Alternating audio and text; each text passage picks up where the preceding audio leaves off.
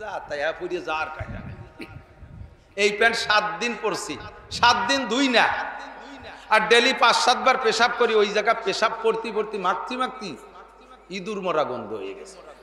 আমারে মসজিদে অন্য মুসল্লিকে কষ্ট দিয়েন না, শুক্রবারে ইনশাল্লাহ না এই দিয়ে গোসল টোসল বক্তব্য ফেয়ার হুজুর আমার রুমটা একটু চলেন, একটু কদম দিয়ে বরকত দেন। আল্লাহু আকবার।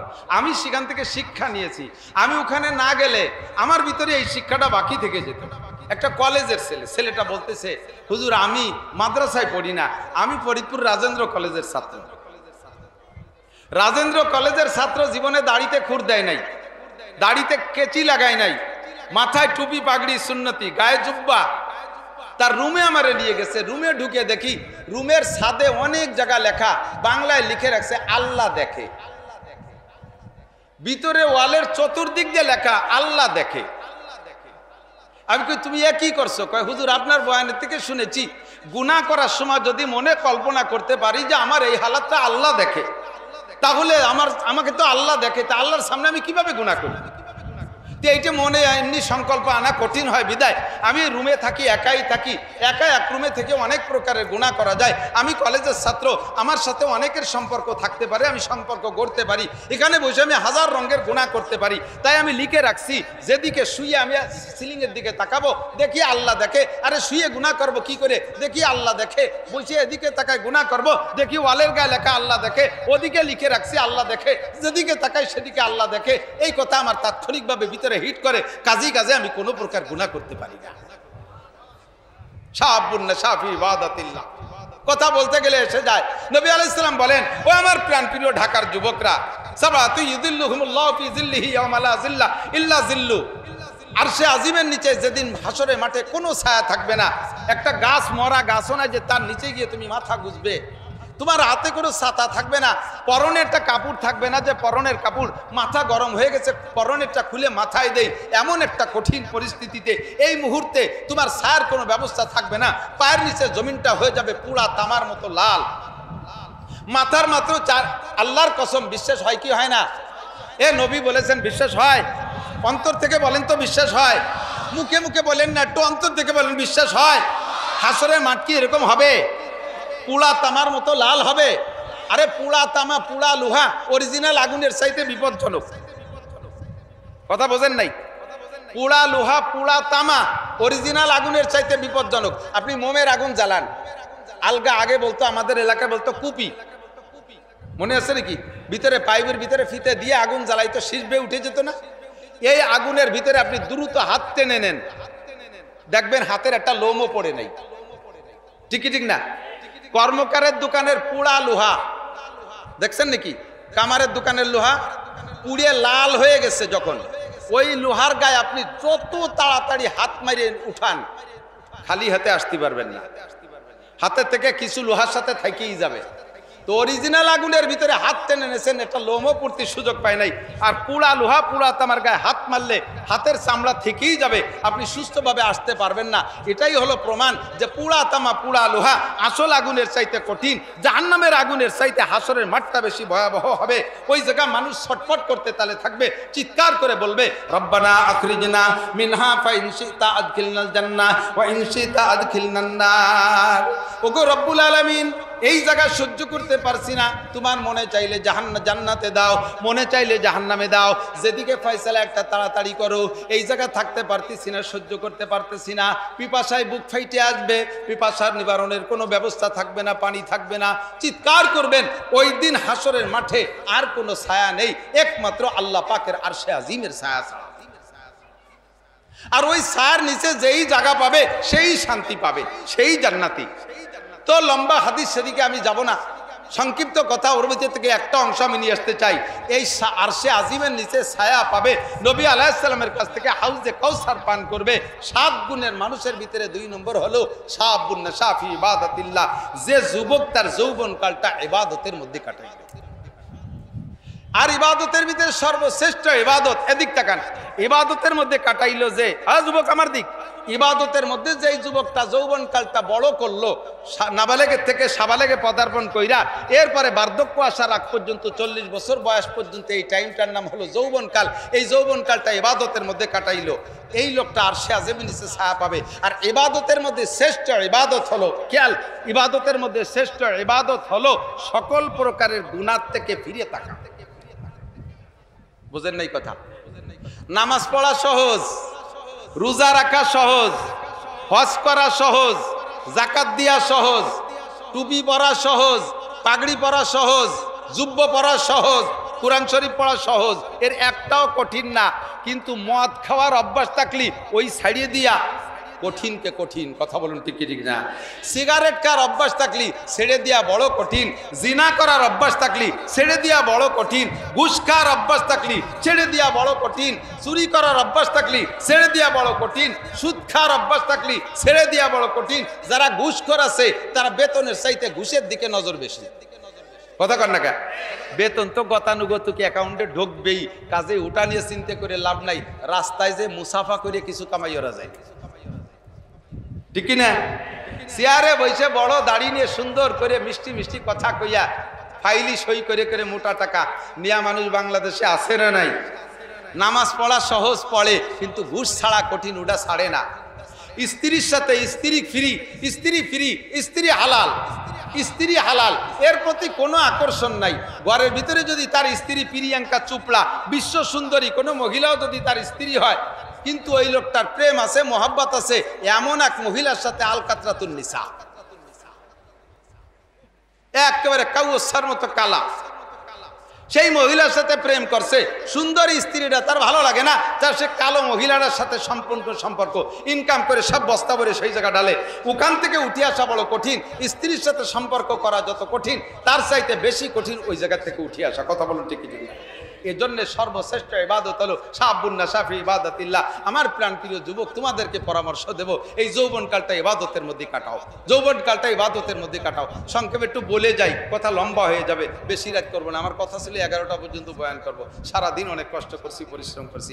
আর সিজনের শুরু, এমনি নিয়ম আছে, যখন চালু হয়ে যাবে কয়েকদিন পর শীতকালে, তখন ডেলি 2-3টে মাহফিল করবো, কিন্তু কষ্ট হয় না।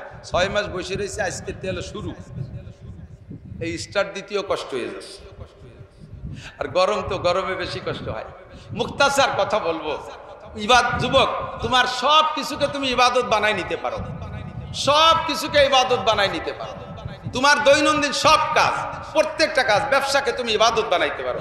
তোমার ইবাদত করার জন্য আলাদা মসজিদই পড়ে থাকা লাগবে না, তবলিগি 12 মাস কাল সিল্লে দেওয়া লাগবে না। তোমার ইবাদত করার জন্য পীরের খানকায় পড়ে থাকা লাগবে না, ইবাদত করার জন্য তোমার মাদ্রাসায় পড়া লাগবে না। তুমি স্কুল কলেজের ছাত্র, ইবাদত করবা। তোমার সব ইংরেজি লেখাপড়া তোমার ইবাদত হবে, তুমি ইংরেজি পড়বা, উদ্দেশ্য থাকবে আমি যদি ভালো ইংলিশম্যান হতে পারি, ভালো ইংলিশম্যান হতে পারি, তাহলে আমি বহির্বিশ্বে ইংল্যান্ডে যাইয়া, ইংরেজ দেশে যাইয়া আমি দাওয়াত ও তবলিগের কাজ করব।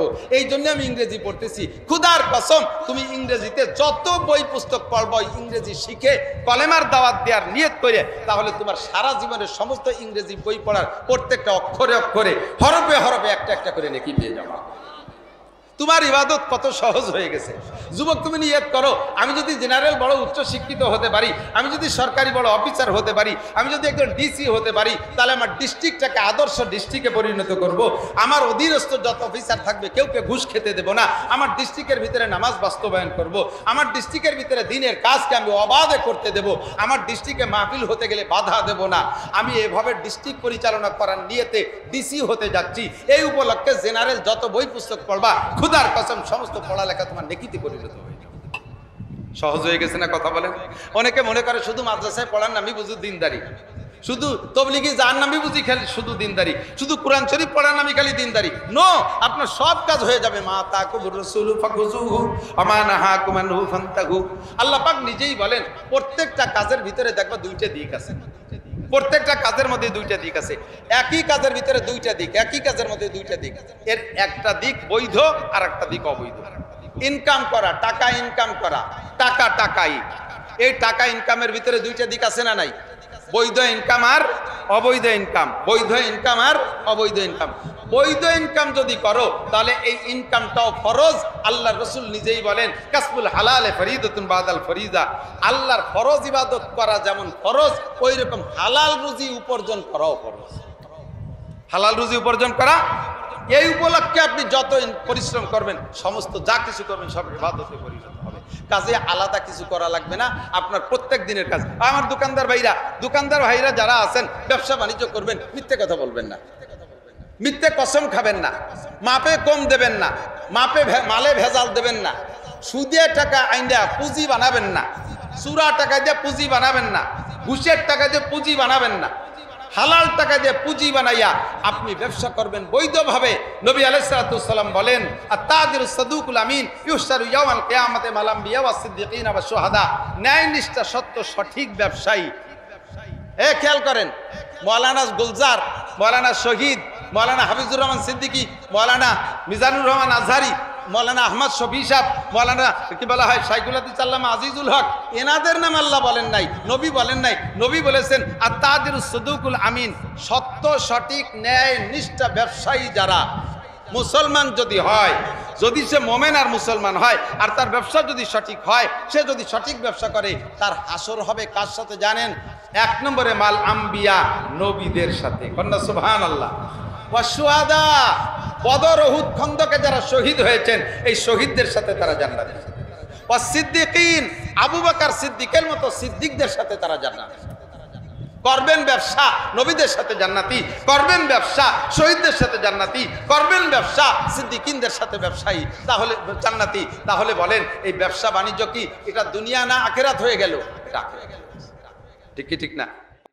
সিগারেট ধরাই ফেলাইছেন, একেবারে ধরাইয়া টান দেবেন, এর মধ্যে মনের মধ্যে সংকল্প আছে, আরে কপাল, এই সিগারেটে চুমো দিয়া অবস্থায় যদি আল্লাহ দেখে আর এই হালাতে যদি আমার কামটা সারা হয়ে যায়, তাহলে কেমন হবে? এই কথা মনে করে ভেঙে ফেলাইছেন, সিগারেটটা ফেলাইতেছেন, বাস ওই সিগারেটটা পূর্ণ খাইলে যে পরিমাণ গুনাহ হইতো, সম পরিমাণ নেকি আপনার আমলনামায় লেখা হয়ে যাবে। জিনা করার জন্য 100 প্রস্তুতি নিয়ে ফেলাইছেন, এখন আর বাধা বলতে কেউ নাই, দুনিয়ায় আর কেউ দেখতেছে না, হঠাৎ করে মনে পড়লো সে এই হালাতটা যদি আমার আল্লাহ আমাকে দেখে, তাহলে কেমন হবে? আমি আল্লাহর সামনে কি করে এই অন্যায়টা করতে পারি? এই কথা মনে করে ফিরে চলে আসছেন। আপনি জিনা করলে যে পরিমাণ গুনাহ পাইতেন, সম পরিমাণ নেকি আল্লাহ তাআলা আমলনামায় লিখে দেন। এইভাবে প্রত্যেকটা গুনার মধ্যে থেকে আপনি নেকি কামাই করে নিয়ে আসতে পারেন। যা বলতেছে সেটা হলো তিনটা জিনিস খেয়াল করলে আপনি গুনার থেকে ফিরতে পারবেন। 1 নম্বরে গুনার অত অবস্থায় ভাববেন আমাকে কে দেখে, জোর হলো না, আরো জোরে। এই সংকল্প করলে আপনি কোনো প্রকার গুনাহ করতে পারবেন। আল্লাহর সামনে কিভাবে গুনাহ করবেন? 2 নম্বর সংকল্প, দিক তাকান, আপনি যা গুনাহ করতেছেন এইটা 2 কাঁধের ফেরেশতা বসে বসে দেখে আর লেখে, সত্যি না মিথ্যা? কোরআন শরীফের আয়াত বিশ্বাস করেন? কিরামান কাতিবিনা ইয়ালামুনা মা তাফআলুন, সম্মানিত ফেরেশতারা কাঁধে বসে লেখে, মা ইয়ালফিজু মিন কাউলিন ইল্লা লাদাইহি রাকিবুন আতীদ, মুখে যা বলবেন ওই কথাটা সঙ্গে সঙ্গে ফেরেশতারা লিখে ফেলায়। এই ফেরেশতা 2 কাঁধে বসে আছে। আপনি গুনাহ করার সময় সংকল্প করবেন, ওরে কপাল, আমি যে গুনাহ করতেছি এইটা ফেরেশতারা দেখতেছে আর লিখতেছে। আমার 2 পাশে 2 মাওলানা না, এই 2 জন কিন্তু বাইরা ভাই, আমি চিনি। আর ওনাদের 2 জনের শ্বশুর হযরত মাওলানা আব্দুল ওয়াহাব সাহেব রাহমাতুল্লাহ আলাইহি, তিনি আমার চাচা। উনার থেকে শুনেছি এক সাহাবা আয়েশা হুজুর আলাইহিস সালামকে বলতেছে, ইয়া রাসূলুল্লাহ ইন্নী মুমিন, হুজুর আমি মুমিন। এদিক সাহাবা আয়েশা হুজুরকে বলতেছে, হুজুর আমি পাক্কা মুমিন, তাও সাধারণ মুমিন না। কন্যা সুবহানাল্লাহ।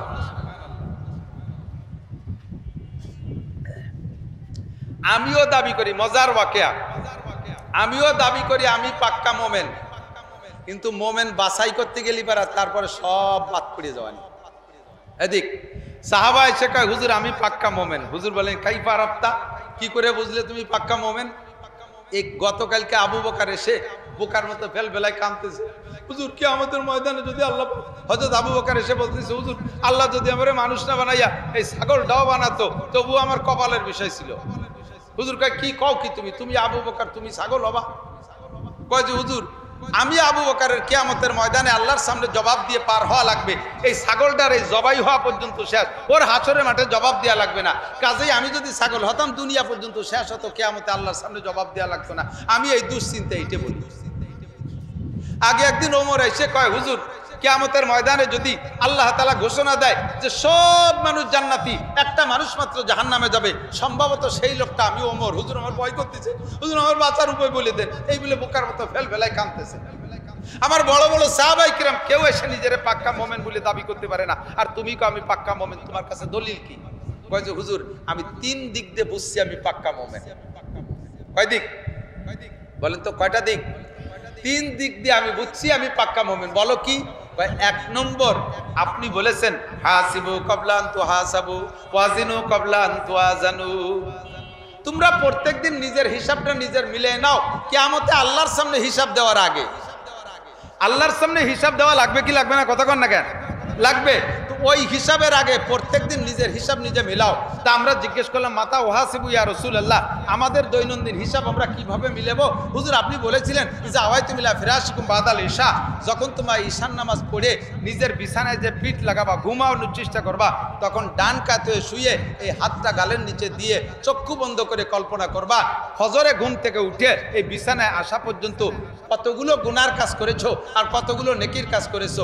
নেকির কাজগুলো হিসাবে আসার পরে শুকর আদায় করবা, আর গুনার কাজগুলো হিসেবে আসার পরে তার থেকে ইস্তেগফার করবা, তওবা করবা।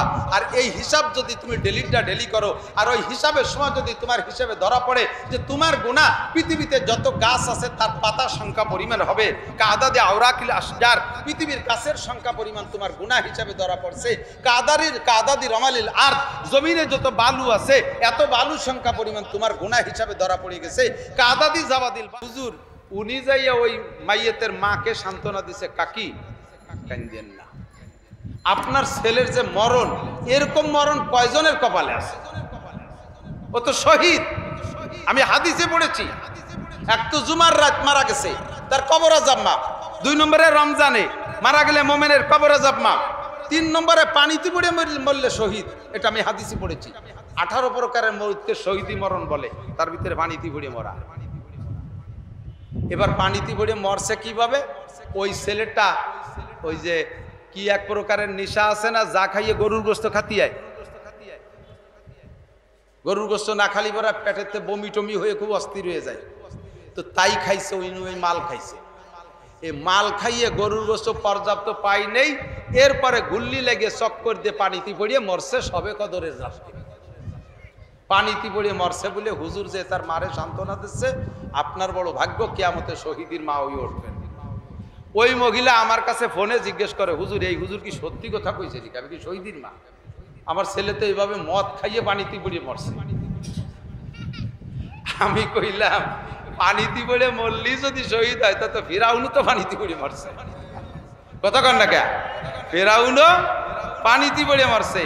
সব মরণ শহীদ না। বাংলাদেশে বহুত শহীদ, বেশ কিছুদিন আগের থেকে দেখি শহীদ হরিপদ। শহীদ হরিপদ শুনছেন না? শহীদ গয়েশ্বর চন্দ্র। আরে শহীদ হওয়ার জন্য মুসলমান শর্ত, শহীদ হওয়ার জন্য মোমেন হওয়া শর্ত, শহীদ হওয়ার জন্য কলেমাওয়ালা শর্ত। অমুসলমান ইসলামের পক্ষে, অমুসলমান ইসলামের পক্ষে যদি কাফেরের মোকাবেলায় লড়াই করে, মুসলমানদের দলে আইসা কাফেরের মোকাবেলায় লড়াই করছে, সে মরণকাল পর্যন্ত কাফের, অথচ মুসলমানের পক্ষে সে লড়তে লড়তে মারা গেছে ওই ময়দানে, খুদার কসম সেটা শহীদ না, যদিও ইসলামের পক্ষে সে কাজ করে। কথা বলেন তো দোস্ত, আমার মরণটা যেন শহীদি মরণ হয়, জোরে বলেন আমিন। মরণ কোন মরণ? শহীদি মরণ। কত পাইকারি ধরে দেই। বেশ আগে আমরা এক সময় মেলা দিন আগের থেকে কয়েকজনের শহীদ নিয়ে আমরা অনেক কিছু করি। তো ওই কয়েকজন যে বছর মারা গেছে সেই বছর তৎকালীন আলেমদেরকে ডাইকা বলতেছে, হুজুর আমাকে এই কয়জন কি শহীদ? হুজুররা তো জীবন ভরে দোটানার মধ্যে, এতদিন ওয়াজ করতে পারি নাই এক দলের চাপে, এখন আবার ওয়াজ করতে পারি না আর এক দলের চাপে। এতদিন এক দলের কথা শোনা লাগছে, এখন আর এক দলের কথা শোনা লাগে। এই দ্বিমুখী অবস্থানের উপরে আমাদের হুজুররা জীবন ভরে আমরা গলাচিবার মধ্যে থাকি। গলাচিবা মানে বরিশালের গলাচিবা না, সব জায়গা গলাচিবা। হুজুরকে ডাইকে কয়, হুজুর আমাকে এই কয়জন কি শহীদ? হুজুররা চিনতে পারছে, যদি শহীদ না কই তাহলে তো রাজাকার কবে, ধরে জেলে দেবে। আর যদি শহীদ কই তাহলে এগে আতে বাইসে গেলিও আল্লাহ ধরে জেলে দেবে। কি কব? এই দ্বিমুখী টানাটানির ভিতর দিয়ে হুজুররা চুপ করে বসে রয়েছে, কিছু কয় না। এখন ওই উনাদের মধ্যে এক নেতা কয়, হুজুর ভয় পান কে, বলে ফেলেন। কি বলবো, বলতে তো ভয়ই পাই।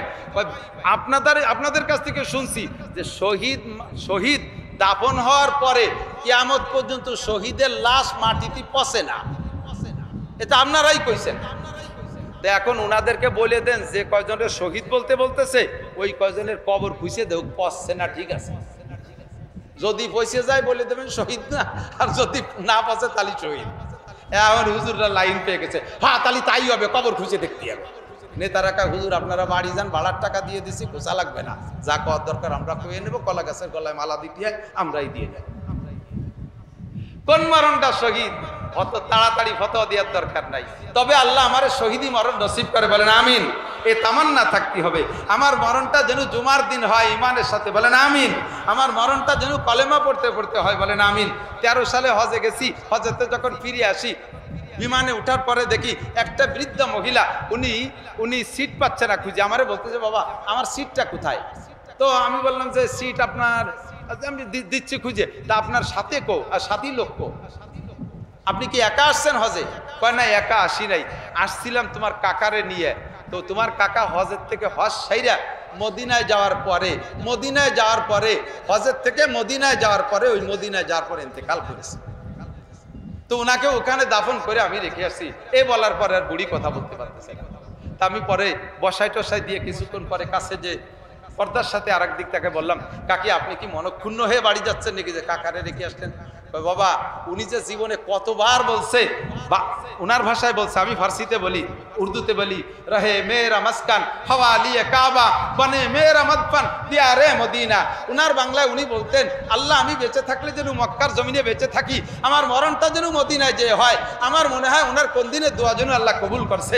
বাবা ওনাকে মদিনায় রেখে আসতে পারছি, আমি বড় তৃপ্তি সহকারে খুশি মনে বাড়িতে যাইতেছি যে আমার স্বামী রসুলের এলাকায় দাফন হয়ে আছে, রসুলের সাথে হয়তো তার সম্মান হবে। আরে ভাই কবরস্থানের একটা ফজিলত আছে, একটু বলি যাই সাথে সাথে। যত বড় দামি কেউ হন না কেন, আলাদা আলাদা বাড়ির পাশে নিজের বাউন্ডারির ভিতরে কবর তামান্না করবেন না। আপনারা গণকবরে কবর নেওয়ার চেষ্টা করবেন, যেখানে হাজারো মানুষের কবরস্থান আছে ওখানে আপনি মাটি দাফন হওয়ার চেষ্টা করবেন। এ কথা ওসিয়াত করে যাবেন যে আমারও বড় কবরস্থানে কবর দিও। কেন? যদি ওই কবরস্থানে কোনো আল্লাহওয়ালা, কোনো আল্লাহর বুজুর্গর দাফন হয়ে থাকে, আর সেই বুজুর্গর কবরে যদি জান্নাতের আলো বাতাস আসে, ওই ওসিলায় কবরস্থানের বাকিরাও শান্তি পেয়ে যেতে পারে। যেমন উদাহরণে বলি, বুঝতে সহজ হবে। আমি এখানে বসে আছি, এই ফ্যানটা শুধুমাত্র আমাকে টার্গেট করে সেট করছি। দেখবেন আমি নেমে যাব, আর এই সব বড় হুজুর, যত বড় হুজুর থাকুক নাকি, নাকি ফ্যান দেবে না, বাদ দেবে, তবু ফ্যান দেবে না। অথবা ফ্যানই বাদ দেন, আমি ফ্যান নাই, কারেন্ট নাই, আমি ওয়াশ করতেছি, ঘেমে যাচ্ছি, একটা ছেলে এসে তাল পাখাই দিয়ে আমারে বাতাস দেয় না অনেক সময়? তো তাল পাখার বাতাসের টার্গেট কিন্তু আমি একা। আমার জন্য এতক্ষণ ছিল না, দুজনে বসা ছিল, বাতাস দেয়নি। আমি যখন আসছি আমারে বাতাস দেয়, যখন আমাকে বাতাস দেয় তখন আমার বাতাসকে আমি একা পাই না, ইন্দ্রাও পায়, পাশের দুজনে পায় না। সেম কোয়ালিটি কবরস্থানে যদি আপনি দাফন হন, ওই কবরস্থানে যদি কোনো ভালো আল্লাহওয়ালা মানুষের দাফন থাকে, তার কবরে জান্নাতের আলো বাতাস আসে, ওই সুবাদে অন্যান্য মুমিনরা ভাগ পেয়ে যেতে পারে। তা আমি বড় খুশির সাথে যাইতেছি যে বিশ্ব নবীর এলাকায় আমার স্বামীকে রেখে যাচ্ছি। যে কথা বলতে যে লম্বা হয়ে গেছে, যে আমার মরণটা চাবো আমি এমন মরণ, যে মরণটা হবে আল্লাহ সন্তুষ্টিজনক মরণ। এজন্য আমি গুনাহ করার সময় খেয়াল করব যে আমি গুনাহটা যে গুনাহ করতেছি, এই হালাতে যদি আমার মরণ হয়, জেনা অবস্থায় মরণ হয়, মদ মুখে থাকা অবস্থায় মরণ হয়, গাঁজা অবস্থায় মরণ হয়, সুদের টাকা থাকা অবস্থা, হাতে থাকা অবস্থায়, পকেটে থাকা অবস্থায় মরণ হয়, ঘুষের টাকা হাতে থাকা অবস্থায় যদি আমার মরণ হয়, তাহলে মরণটা কত বড় লজ্জাজনক মরণ হবে। আমি কিয়ামতে আল্লাহর সামনে মুখ দেখাবো কি করে? এই জন্য আমি সেখান থেকে ফিরে আসবো। আল্লাহ তাআলা আমাদের সকলকে ফিরে থাকার তৌফিক দান করে, জোরে বলেন আমিন। গুনাহ থেকে ফিরে থাকার তৌফিক দান করে। তাহলে 1 নম্বরে ইসলাম হলো, 1 নম্বরে নামাজ, 2 নম্বরে রোজা, 2 নম্বরে রোজা, কলেমায়ে শাহাদাত 1 নম্বর, 2 নম্বরে নামাজ, 3 নম্বরে রোজা, 4 নম্বরে যাকাত, 4 নম্বরে যাকাত, 5 নম্বরে তৌফিক থাকলে হজ করা।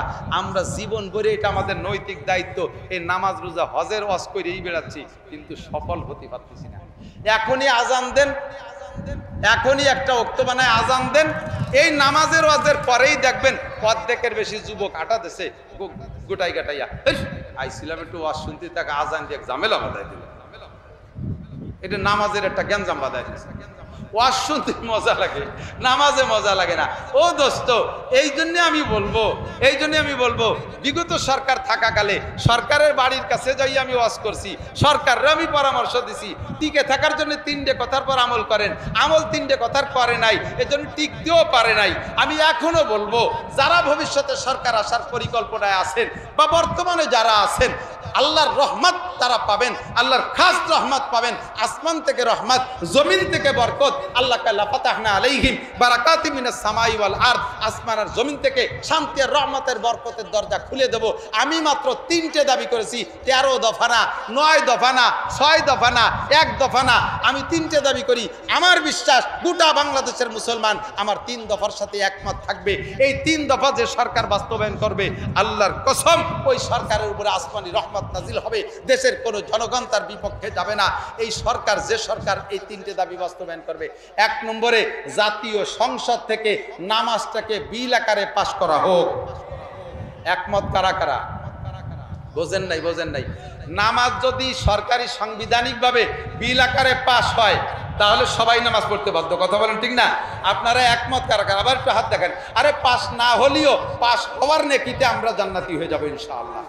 18 কোটি মুসলমান নামাজি হোক, সবাই চান। আমরা ওয়াজ করে পড়াতে পারতেছি না। এ জায়গা যদি একটু শাসন, একটু লাঠি আসে না, তাহলে কিন্তু ওয়াই খুব কাজে। যারা আমার বয়সী বা তার সাথে বেশি বয়সী তারা সাক্ষী দেন। প্রেসিডেন্ট এরশাদ সাহেব যখন মার্শাল ল দিয়েছিল, মুরব্বীকে মনে আছে নাকি? মনে আছে? মার্শাল ল, এরশাদ সাহেবের মার্শাল ল, সেনাবাহিনীর শাসন। সে মার্শাল লতে কি ছিল যুবকরা জানো না? ওই সময় এই মহিলারা খালি মাথায় বেরোইলে চুলে আলকাতরা মাখাই দিত।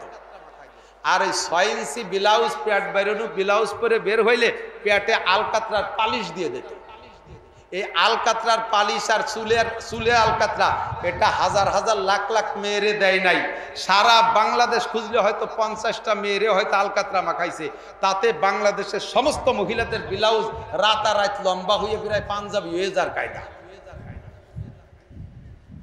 ওয়াজের সাথে সাথে কিছু লাগে, আমি মাঝে মাঝে বলি, আইসে গেছে একটু গয়ে যায়। বিরক্ত হচ্ছেন আপনারা? বুঝছি, মনে আছে। টাকা লাগবে, কয়টা বুঝছি, টাকা দিয়ে যায়।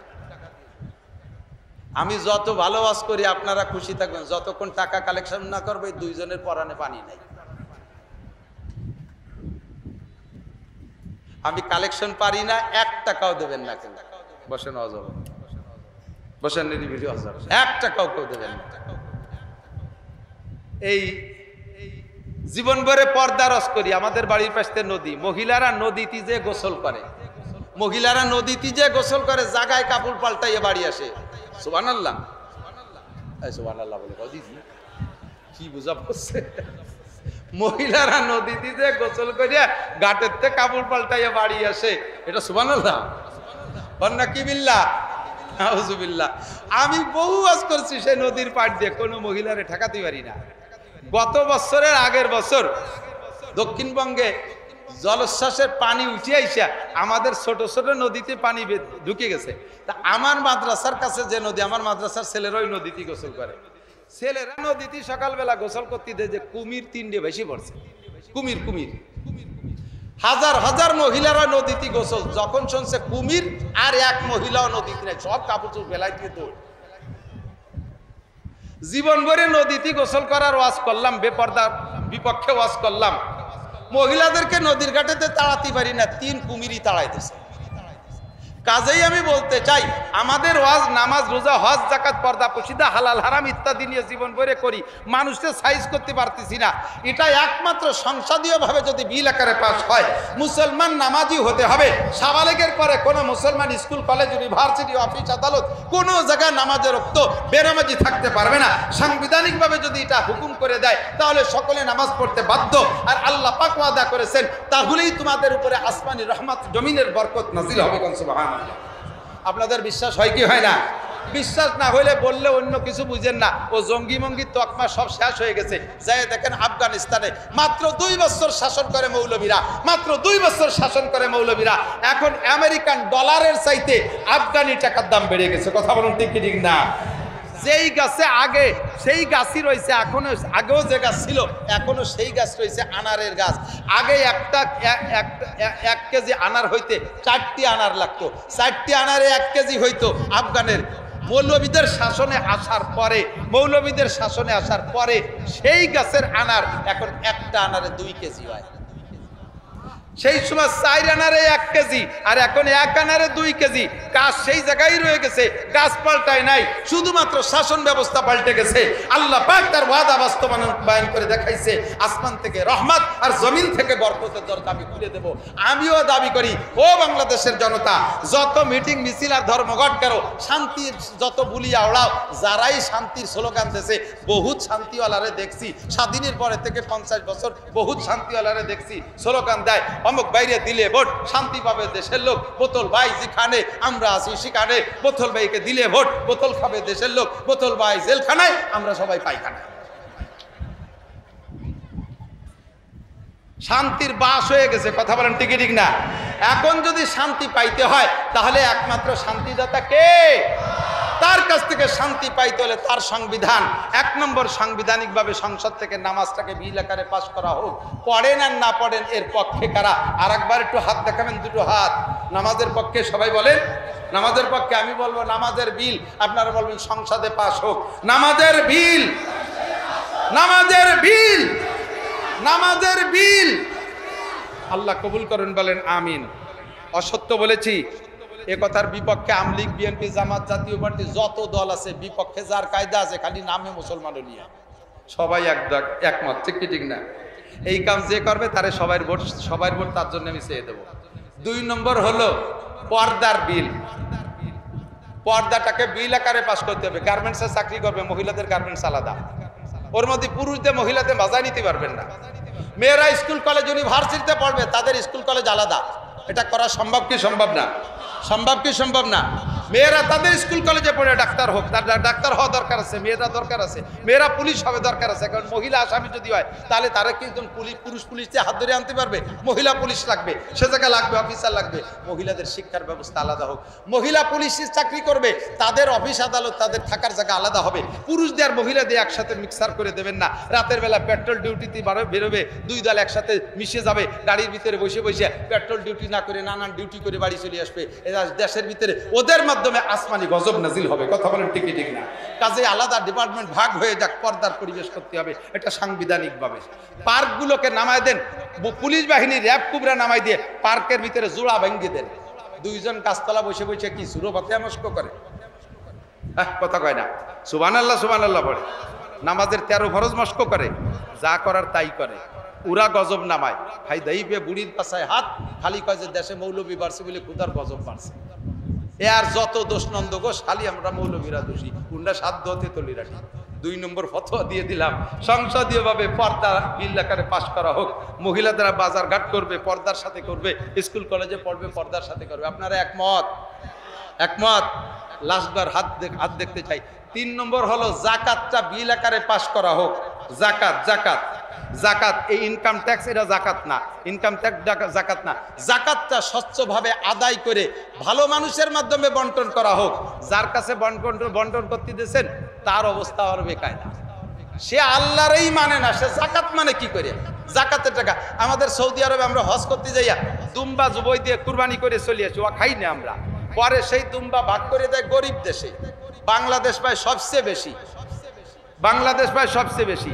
ওই শুরুতে কয় বছর দুম্বা দেখতাম, এরপরে সে দুম্বা আর আসে না মনে হয়। সে দুম্বা যায় কোন জায়গায় আল্লাহ জানে। বড় বড় মিয়াগে কি কব আর, কয়বরের মতো এক ফ্রিজ বানাইছে বাড়ি, 2-3টে ডিপ ফ্রিজ ভরা সেই সৌদি আরবের দুম্বা বাংলাদেশের গরিবের জন্য আসে। আর বড় বড় নেতাদের ডিপ ফ্রিজের ভিতরে দুম্বা ঢোকে, জাকাত আদায় করিয়ে নেয়া তারা খেয়ে ফেলে। তা হবে না কোনোদিনও। গুরবা বীরো সাগজিরো মুশেরাদার বাকুনাথ ইতুনি আর কানে দৌলত মুলকে রাবি রাকুনাথ। ও দোস্ত, হোটেলের মালিক সারাদিন ডিউটি করতে করতে ক্লান্ত হয়ে গেছে, এখন একটু তার বাথরুমে চাপ দিয়েছে, এখন হোটেল একা পরিচালনা করে। এই হোটেলের মালামাল কার কাছে দায়িত্ব দিয়ে যাবে? তো গোশের কামলা একটা কুত্তো বসা ছিল, কুত্তরে ডেকে গেল, তুই এই গোষ্ঠুক পাহারা দিস, আমি একটু বাথরুম করতে আসি। ভাজা মাছ রয়েছে এভাবে, ইলিশ মাছ ভাজা, বিড়ালটা ডেকে গেল, তুই একটু লক্ষ্য করিস কেউ যেন খেয়ানত না করে। আমি একটু বাথরুম ভিত্তি আসি। উনি যদি ও জায়গা ঘন্টা খানিক দেরি হয় আইসে কোনো তাক পাবে জায়গা মতো কথা বলেন, সে কুত্তই গোশের আড়ি ধরে নিয়ে গেছে আর বিড়ালে মাছের কাটাকুটো সহ খেয়ে ফেলাইছে, আর ইঁদুরি বাস্তার আন্ডারগ্রাউন্ডে বাংকার খুঁজে বস্তার তলা হুটুরি বার হয়ে নিয়েছে। এইরকম পার্টির কাছে যদি জাকাতের টাকা বন্টন করতে দেন ওইভাবেই চলে যাবে।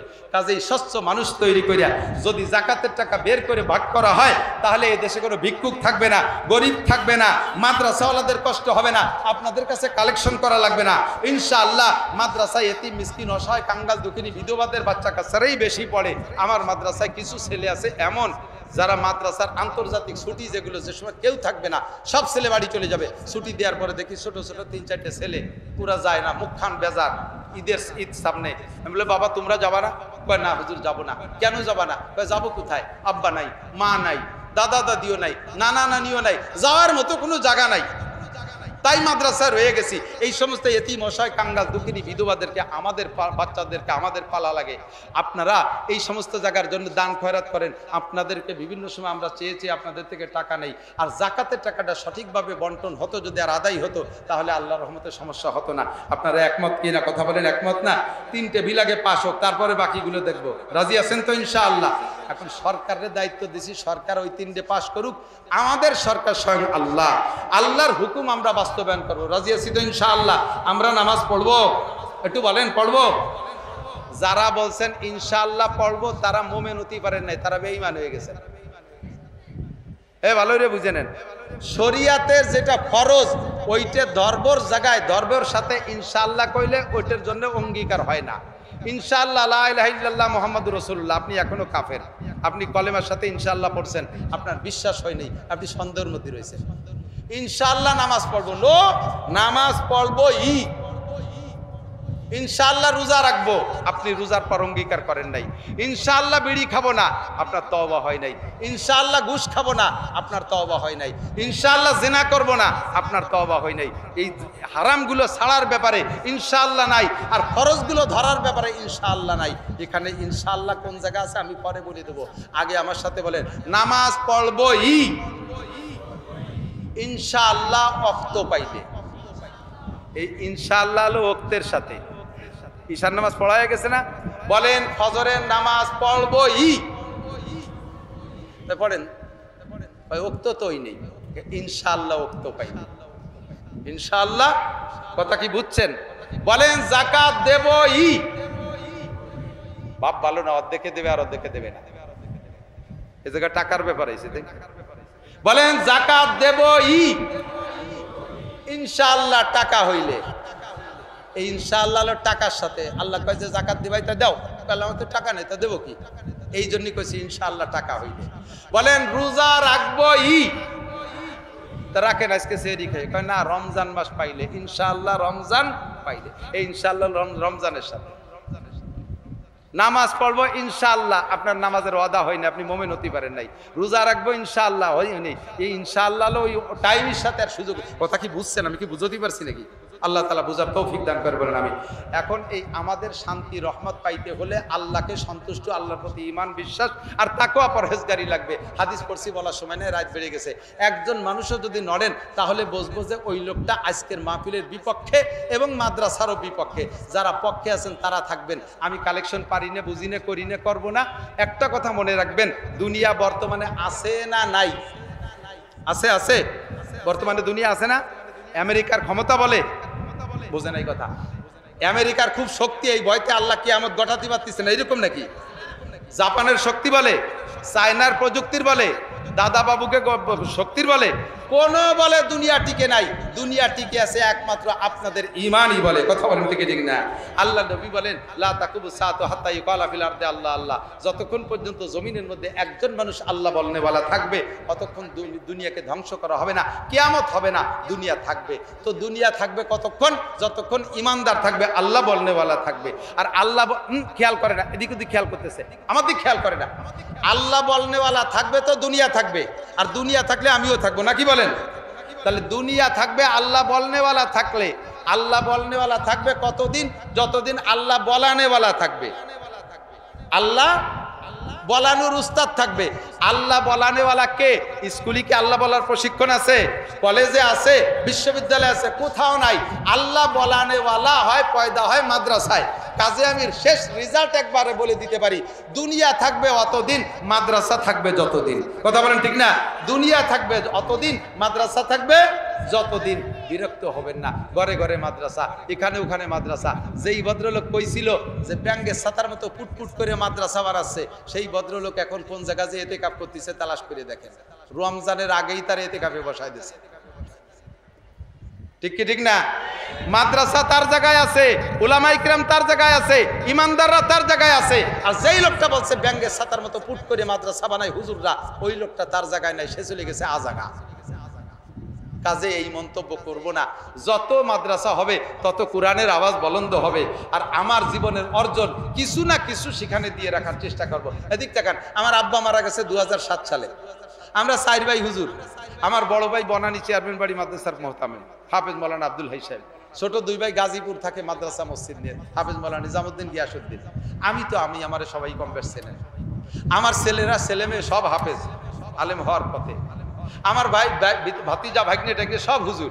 আমার গোষ্ঠী ধরে হুজুর, এই 2 জন আমার ভগ্নিপতি।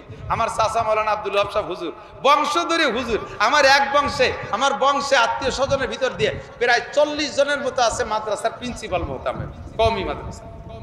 তা আমাদের ফ্যামিলিতে কেউ মরিয়ে গেলে এর মিলাদ ভর্তি কোনো মৌলবি বাড়াওয়ারা লাগে না। আমার 5 ছেলে মেয়ে হুজুর, আমি হুজুর, আমার স্ত্রী হুজুর, আমার ভাই বিরাদার সব হুজুর। আব্বা মারা গেছে 7 সালে। রাত্রে যদি শুয়ে কই যাই যে যেখানে আছিস মিলাদ পড়, সকালে জিলাপি কিনে খাবো, তাহলে শুয়ে শুয়ে আমরা মিলাদেরটা ফুরিয়ে ফেলাই দিতে। সে বাপ 7 সালে মারা গেছে, আইজও মিলাদ দেই নেই, কাইলও দেই নেই, কোনোদিন দেব না। কারণ ও হলো কলা গাছ, এক কান কাটিয়ে খেয়ে ফেললি ও গাছে আর কোনোদিন কলা হয় না। কতক্ষণ না কে একদিন মিলাদ ফোড়াই দিবেন, ওই জায়গায় বসে দোয়া মোনাজাত শেষ, পরের দিন ওর কিছু থাকে না। বরঞ্চ জিলাপি যদি ছোট হয়, কয় যে 5 টেরি বানাইছে, আমাকে 2 পেঁচালা জিলাপি দিয়েছে, ওকে দিয়েছে 2.5 পেঁচে। তা গরু খাওয়াবেন জবই দিয়ে, কয় যে ওরা নিজেরা গোশ খাইছে, আমাকে 8 দিয়েছে।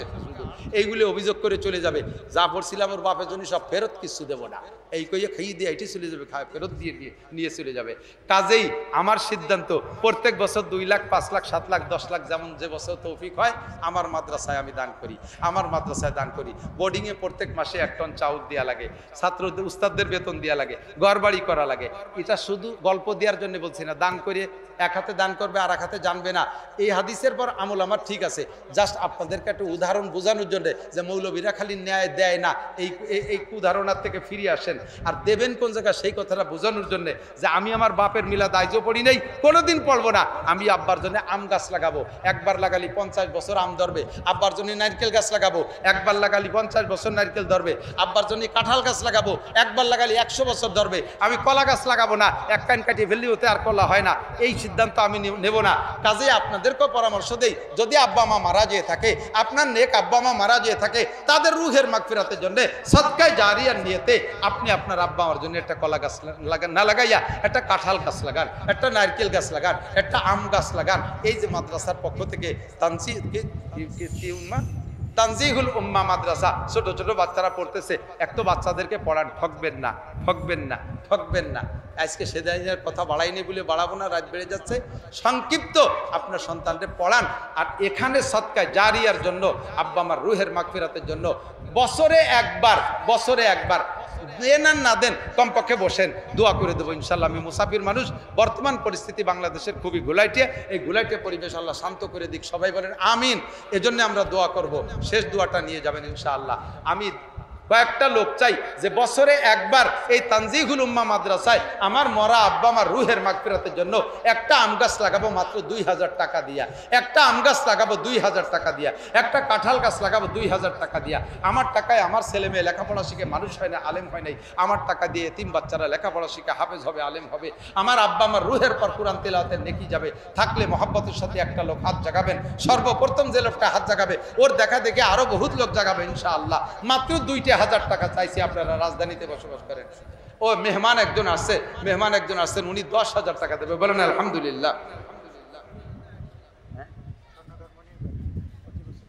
স্বর্ণকার মনির ভাই 2000 টাকা, বলেন আলহামদুলিল্লাহ। মেহমান একজন এসছেন, উনি আমার কাছে আগেই বলেছেন উনার মায়ের জন্য দোয়া।